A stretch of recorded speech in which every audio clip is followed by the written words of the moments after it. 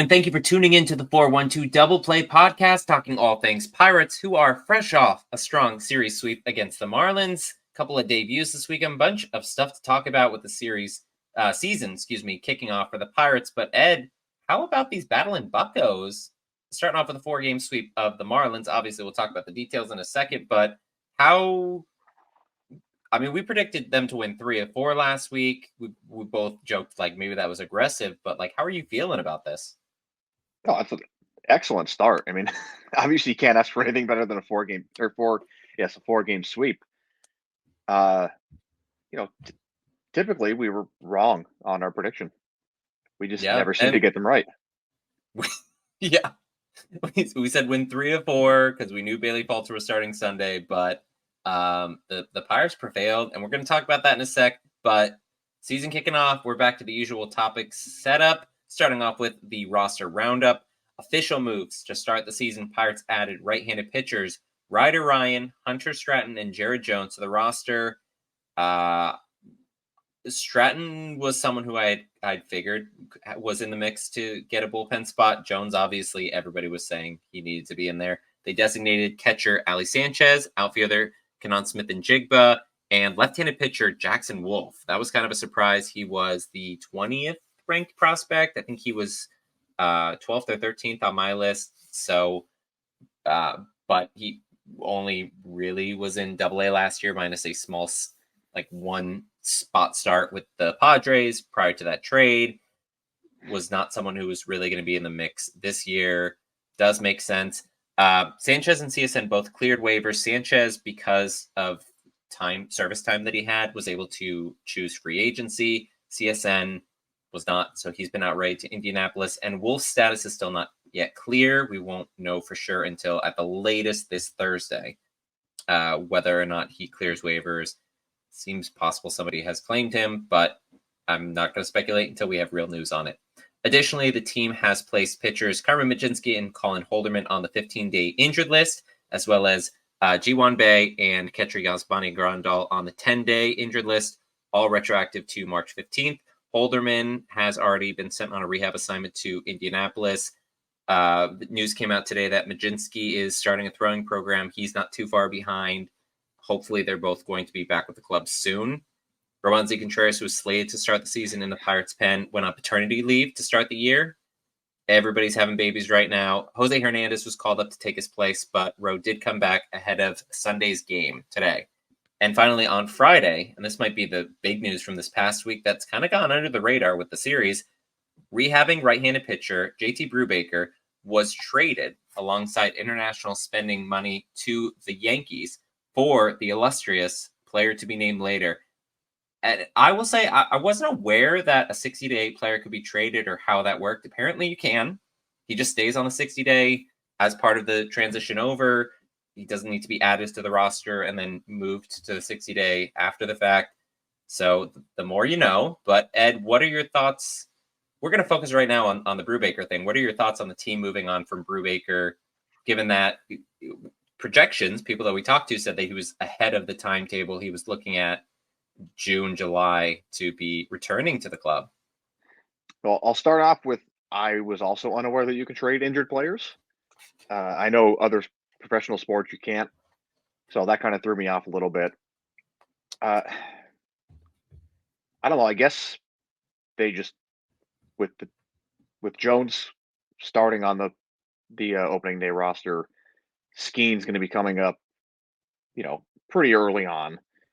There's got to be a third pitcher that they're looking at possibly coming up and staying up, because it's not like Brubaker was horrible. He struggled with the long ball, but he had some pretty good stuff. So, and the other thing that surprises me is that we are giving up international spending money, and that's like, I don't feel like the Pirates ever do that. They're always trying to get more. So, yep, we've got to be getting, someone close to Major League ready, I'd imagine. So I will say Cherington spoke today. I forget exactly where it was, if it was a pre-game discussion or if it was on 93.7 The Fan, but he mentioned that they expect I don't have the exact quote right now, but they think they're going to get someone of strong quality, someone that they like back. The way that it was worded made it seem like he doesn't have a specific player marked yet, which Jason is a Dominguez. little never know. I mean, it's possible it's a medicals. It's possible it can't have been a draft pick from last. I mean, it could be a draft pick from last year, but there's not something where they have to wait a certain period of time because we're in the season now. An international prospect where they need to get updated medicals. It's really hard to say. I will say that reportedly there were potentially 6 or 7 teams interested in Brubaker, and he was being, I don't want to say shopped, but like teams were asking about him over the offseason because even though he hasn't been extremely successful, he gets strikeouts. He's a workhorse in the rotation. He was asked to be like a 1 or a 2 when he's maybe a 4 or a 5, and he'd be a good 4 or 5 potentially in the Yankees rotation. I don't know. They're kind of zapped right now without Cole, but hopefully that's a good fit for him. The home run issues might become more of a problem because it's a bit of a bandbox, that right field in Yankee Stadium. So that's something he'll have to contend with. But, we wish him the best. He's been great for the club, debuted back in 2020, and it's really unfortunate news. You mentioned like they must have somebody else in mind. Mike Burrows similarly had Tommy John surgery very early last season, also is on a similar timetable to Brubaker, maybe a month or so behind. So he'd be looking at like July or August for a return this year. Potentially could be coming up to the club. But, I mean, you mentioned with Skenes, Jared Jones. There's some other pitchers who maybe not like prospects necessarily. Domingo Germán, not super psyched about, especially with the article that we saw. Was that last week? The NJ.com article about how he's unrepentant about. Oh boy. With the season, I kind of forgot about that. I don't even have that in my notes. But if you guys didn't read that already, it's awful. I would say go and read it, but only if you want to hate the signing more than you already have. Basically, Herman's said that he only went to rehab because otherwise he wouldn't get paid, and his wife encouraged him to. And he got special treatment there in that he didn't have to do. He would do 45-minute therapy sessions instead of 2 hours, and he was treated like a celebrity there. And people, because they're all Yankees fans, he'd sign autographs and stuff. Didn't take it seriously. Still drinks. Doesn't think he has a drinking problem. Like, I know this is off topic to the roster roundup, but like, what were your? Because we talked about this article, I guess last week when it dropped. Do you feel? I don't think we felt great about the signing, but do you somehow feel worse about the signing? I don't know if I feel worse about it. I mean, Well, Charrington said the organization did their homework. We talked to a bunch of people. In the article, Aroldis Chapman is someone who said, like, I talked to him and tried to take him under my wing when I was in the Yankees organization before. Seeing him again, I'm obviously going to do the same. I just think that he has some bad people around him, some bad influences who steer him in the wrong direction. And like, Chapman's had his baggage, but I think he's telling the truth here that he has people, whether it's friends, whether it's family, who are just trying to make sure he gets paid and are pushing the rest of the stuff aside. Yeah, I'm sure there are people like that in his inner circle. So that's frustrating. But going back to the roster moves, yeah, Jared Jones, obviously we're going to talk about his start this past weekend. Majinski and Holderman progressing well. G1 Bay, he's on a running program. I don't have any more news than that. Grandal, last I heard, he wasn't even running. He's got that plantar fasciitis, however you say it. And so he's kind of, but I mean, we've got delay. And then losing Ali Sanchez, I don't think is a huge loss. I mean, we'll figure it out if we absolutely need another catcher, Carter Binns, or someone else down the road. But yeah, weird stuff going on. Turning now to the games. Obviously, we wrapped up that 4-game series against the Marlins in Miami. Mitch Keller was on the bump for game 1. He wasn't particularly sharp, lasting 5.2 innings, but 7 hits, 5 runs, 4 of them earned, 2 walks, just 3 strikeouts. He left with the team losing 5-2. Bullpen picked it up from there, and that's going to be kind of a recurring theme here. Josh Fleming, Hunter Stratton, Ryan Baracki, Luis Ortiz, Jose Hernandez, they combined for 6.1 innings of shutout ball for a 6-5 extra innings win for the Bucks.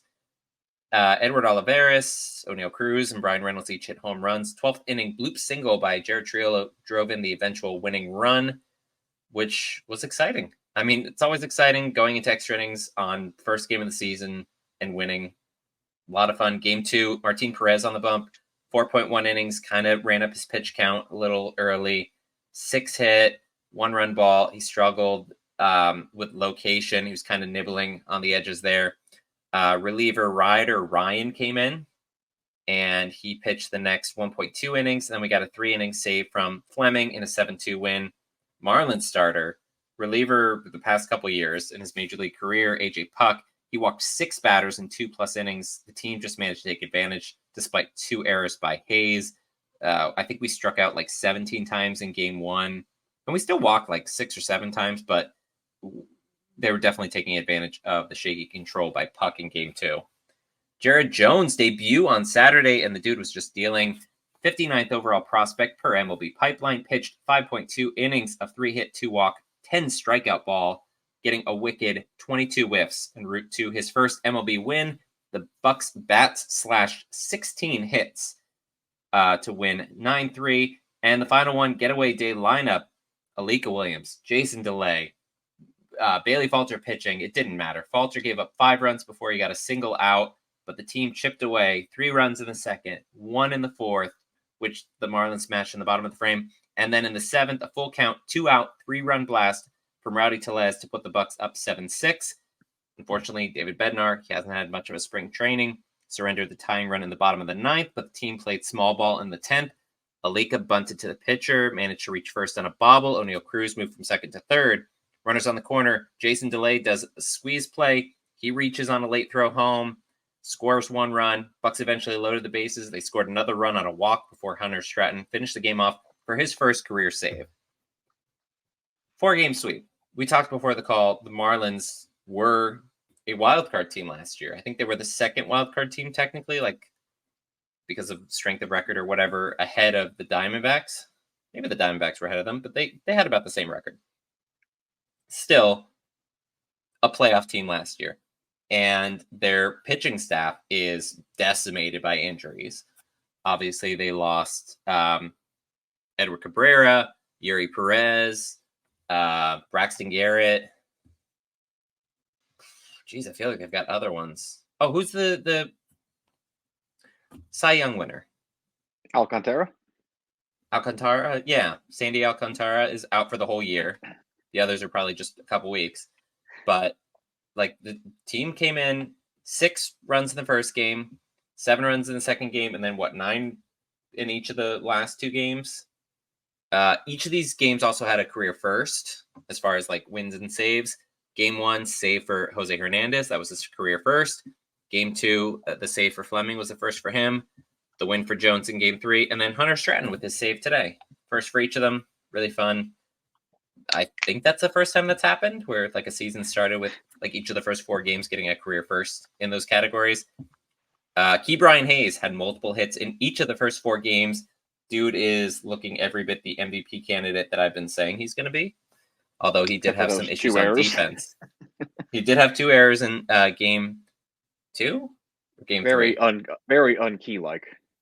Very unkey-like. I don't know what happened there, but he outside of that, he has looked good. And he's batting .444 right now with let me see what his OPS is. Something crazy high. It's got like 1.077 OPS for Key. Well, it helps facing a ton of lefties to start the season. I don't care. He's still hitting them. Their bullpen. They go to the first game. They went to the bullpen and they threw out like 2 or 3 lefties to start there too.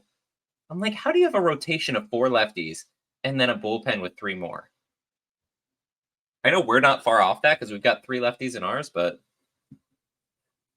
just nuts. Final note before we go into this: it is the first time the Pirates have started 4-0 to begin a season since 2018.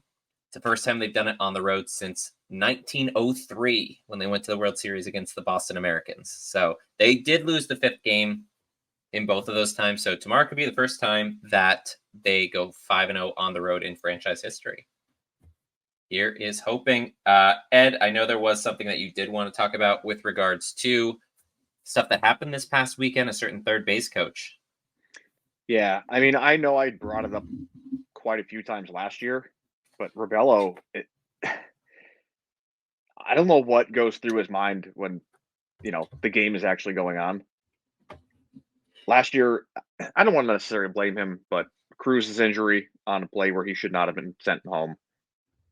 Awkward slide. It happens. It could have happened at any point. But was it 2 more times in this series with, horrible sends?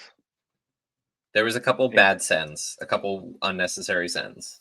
Like at some point, it has to be addressed. I mean, maybe it is privately, but you would kind of like a public, I don't know, say something to the public that, we hear you, we're taking care of it.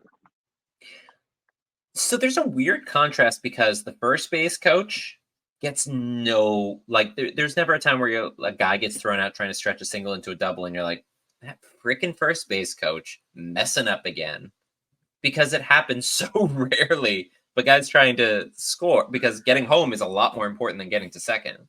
Right. At third base, that's where the guy gets all the flack. So, and I don't think we've had a third base coach. I remember with Cora, we were mad at him. I'm blanking on the name of the guy we had between Cora and oh my god, who do we have now? Rebello. Between Cora and Rebella, I forget who it was.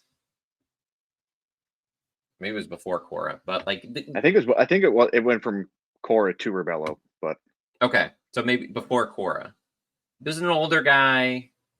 I remember talking to some people, and they were like, "Yeah, we love him." They had signs for him at this one game I was at. I was like, "Really? All right, you guys are a party of one." But third base coaches are going to get a lot of crap, basically, because there is that pressure of if you're going to send them, you better not be wrong. And there were a couple times where Josh Bell made throws that Josh Bell does not normally make. In fact, the next game, he airmailed a throw home and a run scored. And I'm like, okay, that's what I expect from Josh Bell. That's the Josh Bell I remember from 2016 to 2019, 2020. Not this right on the money throws. Yeah. And, there are some times where a first base coach will save a third base coach's butt because he's sending that runner to second to, distract the defense, get him in a pickle, to give the guy that's, rounding third or on third a chance to score. And that's what happened with the Triolo one, because Triolo blew in game, I guess that was game 1. Triolo blooped that single to right center, and the throw was coming in. So Hayes wasn't home yet, so Triolo went to second to try to divert the throw. And they did temporarily, and then Cruz tried to score, and then they got Cruz, which doesn't matter because they got the go-ahead run. But I feel like that was one of those cases where it's okay taking the risk, and it's okay. Everything about that play was just executed as it was supposed to. Right. That's an occasion where you're being aggressive sending him, even though you're almost definitely going to get out. But there was just too many outs at home. There's a lot of guys left on base. There's a lot of strikeouts looking.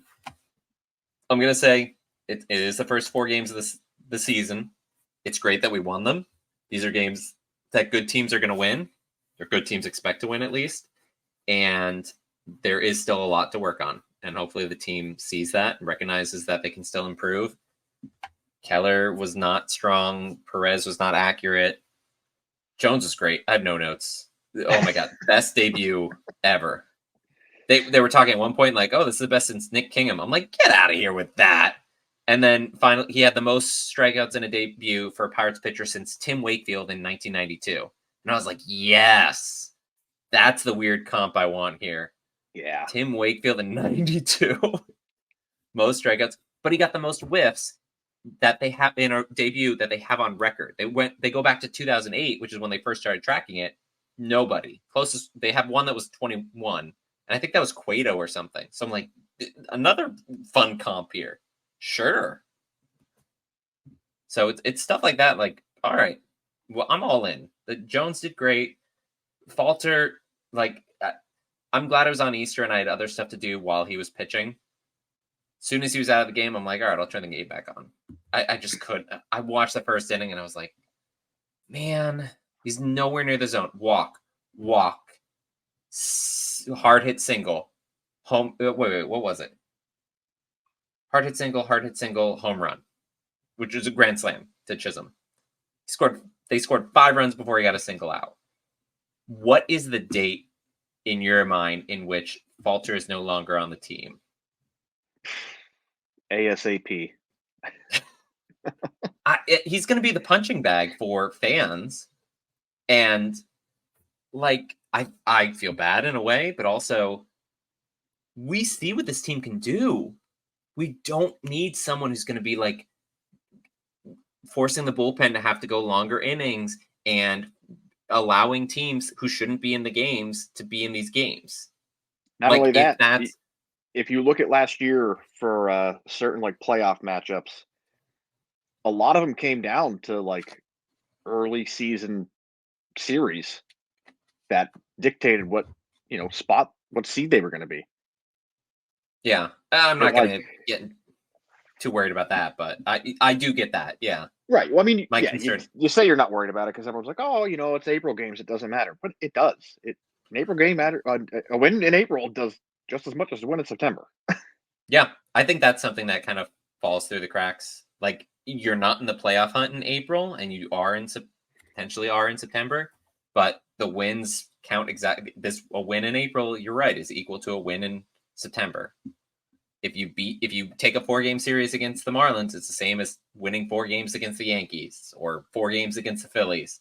It's harder to do, but like it all counts the same in the win column.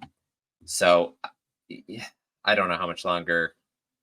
I mean, I'm not going to be happy about Falter, and I know he's going to be pitching in the home series this weekend because he's going to be pitching the home series this weekend. But let's turn to maybe lighter fare. Down on the farm, we only got one team currently in action, Indianapolis Indians, traveling to the Louisville Bats, and they were redeeming themselves with a strong start from Quinn Priester today, but they dropped 2 of 3 in the series before that.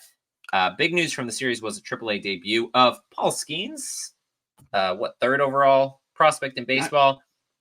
Yeah, you may not have heard of him, but he's an up and comer. Yeah, we probably dropped his name once or twice here. It's gone under the radar. Started on Saturday, 3 perfect innings, 5 strikeouts, reaching 101 several times. I think he's averaged 100 on his fastball. I think he got like 11 or 12 whiffs in 3 innings, facing 9 batters. Like his stuff is just he looked bored. They're going to be ramping him up. Next time out, he might go 4 innings. Time after that, he might go 5. Depending on how he does. They have specific measures. It's slower than a lot of us want to see because we all want him in Pittsburgh. It's just he's not there yet. Also, by doing these shorter pitches, like innings, now he's going to have more innings later on in the year. If they want to do like, I forget what the innings estimate is for him. It might be like 140 to 160 this year. 160 is definitely on the high side. You want as many of those innings to be in Pittsburgh as possible because he's got good stuff. Did you? Yeah. You didn't get to see his start. Did you get to see any of the highlights from it? I was able to watch some of his highlights. Yeah. I mean, he's filthy, which we already knew. So, but like I said, Quinn Priester had a strong start today. He went 5.2 innings. He didn't allow a run. He walked the last guy. It was full count. It was called a strike. They have the ABS system there, so that they're able to get like 3 challenges. They challenged it. It was changed to a ball. He came out of the game, and then Willie Peralta came in and gave up a home run to the next batter. So he's credited with a run. he's credited with the run as a result, even though like he came very close to getting out of the inning and having himself a really nice quality start. So, he could have done that against the Marlins is all I'm saying. But I mean, the bats, Louisville's got like they're an okay team. They look really bad against Skenes, look really bad against Priester, but obviously it took 2 of 3 against Indianapolis. I think I'll have to check the schedule. I think all of the teams are starting up this week. I will say that I have a preview series that I'm going to be doing, preview episode at least, ahead of the home opener this week, which I got standing room only tickets to. Really excited going to my first home opener. Ed and I went to the second game of the season once. What year was that? 2012. 2012. It was against the Phillies. It was when the Phillies had their like crazy rotation because I think Cole Hamels maybe went in one of them. Did we see Roy Halladay or Cliff Lee? I want to say Cliff Lee. There's Roy Halladay, Cliff Lee, Cole Hamels, Roy Oswalt. I don't even remember. The fifth one must have been like Joe Blanton because that was the. So just kind of. I mean, keeping in mind that's 12 years ago now. That's so long ago. Yeah, so I'm excited to go. I've got a friend of the show, Christian Wolf, is going to jump on with me to kind of preview the home opener. We're going to talk about minor league club. So that episode, just like as a precursor, we're going to drop that on Friday ahead of the home opener. But it's specifically talking about previewing like the opening day and some of the minor league club stuff and things that he does online. So that's something that really excited. I've been trying to get him on the show for like months. Every time I message him, he's busy because he's a full-time student and does a lot of great stuff. I'm really excited to talk to him. But yeah, all the teams should be starting this week or possibly next week for like the low A. I don't have the calendars on my wall anymore. But yeah. So let me go ahead and segue poorly to my special this week, which is manager impact. So we talked last week about the impact that a manager has on a clubhouse. A poor skipper may mishandle his pitching, lean too heavily on a washed-up veteran over thriving youngsters, or freeze up in critical junctures. A sharp manager rises to the occasion, making the tough choices to win those close games they otherwise wouldn't. When Derek Shelton first was announced as the hire back in 2020, my immediate thought was that he was just a filler, a patsy, a placeholder during the rebuild until the team was ready to compete. I don't feel that way anymore. Derek Shelton, if you're listening and want to come on the show, anytime. Felt like he was the John Russell to a mythical future Clint Hurdle. Again, don't feel that way anymore. Over those first few seasons, there were instances justifying that impression. Hayes missing first base, Castro having a phone in his pocket, the dreaded Will Craig play, in addition to some poor choices surrounding a number of pitchers who were clearly not going to cut it, remaining either in the rotation or in the bullpen. But last year, we saw a shift. He was being given more talent to work with, and he got them off to a much stronger than expected start. Did they overachieve? Clearly. Coming back to earth hard in the following months before a strong season finish to the season. It showed sparks of what was to come. This offseason, the organization has preached winning and that the goal was no longer development but making the playoffs and playing meaningful games all season long. For whatever your thoughts on it, they fortified the pitching. They promoted a top prospect to fill a rotation spot.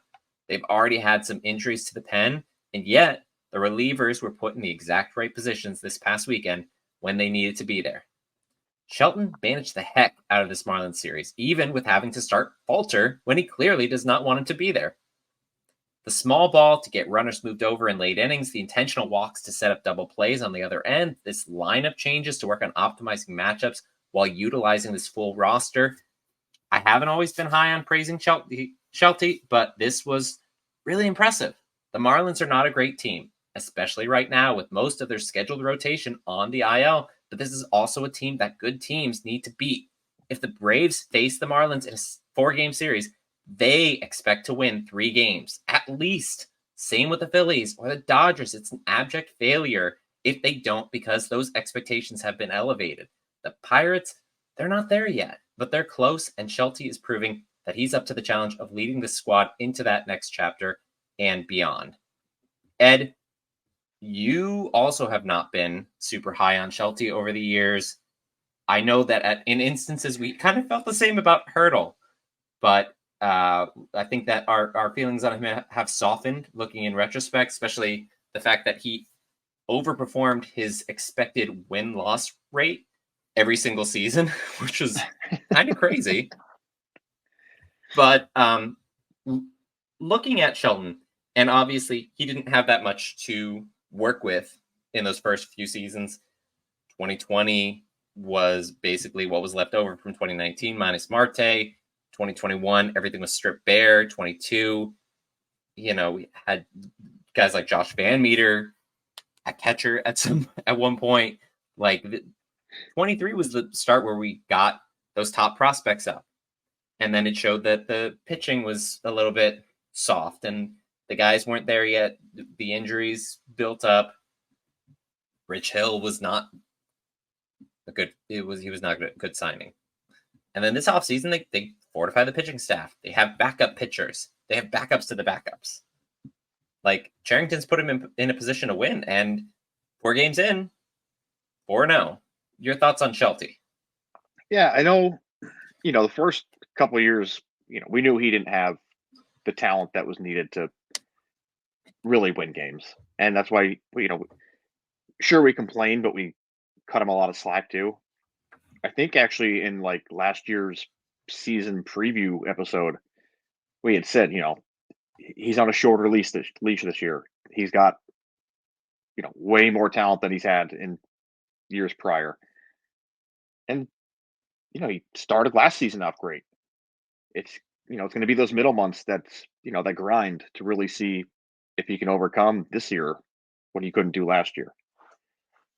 But we have a lot of good talent on the team now and a lot of talent ready to come up. So, I'm excited to see how he manages the team this year.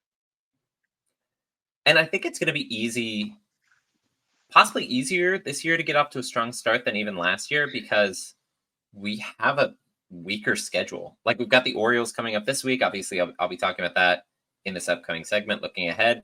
But it's a lot of teams that we should be able to beat if we're going to be competitive this year.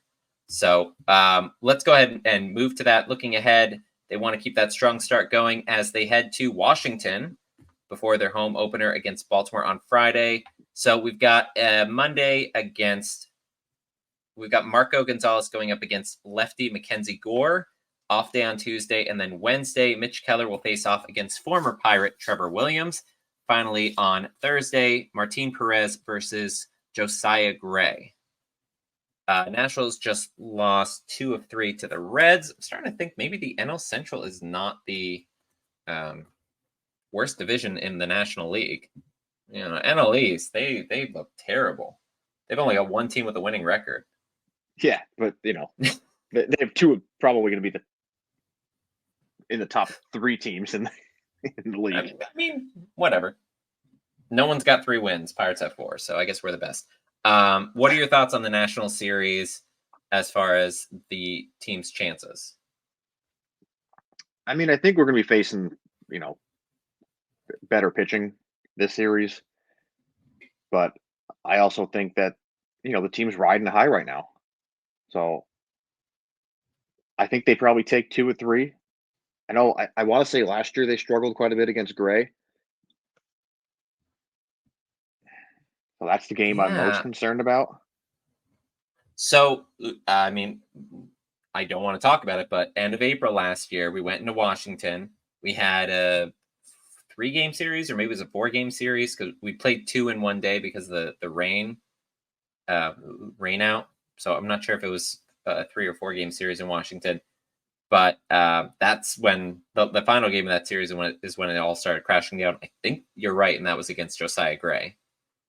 Obviously, being the most prepared host in podcasting, I don't know that for sure right now. But Gore, we're facing another lefty to start it off. Trevor Williams, I mean, some of the guys are familiar with him, but it's he's been gone for so long that most of the guys who are on the team now have not played with Williams. And then we got Josiah Gray. I think 2-1 is a good prediction. I like our chances against Gore and Williams, and then Gray is kind of a wild card.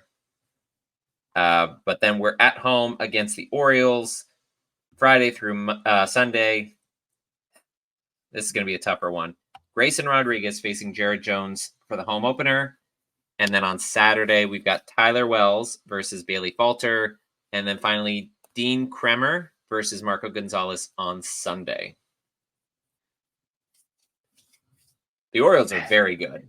And they took 2 of 3 against the Angels, who are not good. But we're avoiding Corbin Burns, who that looks crazy good to start the season.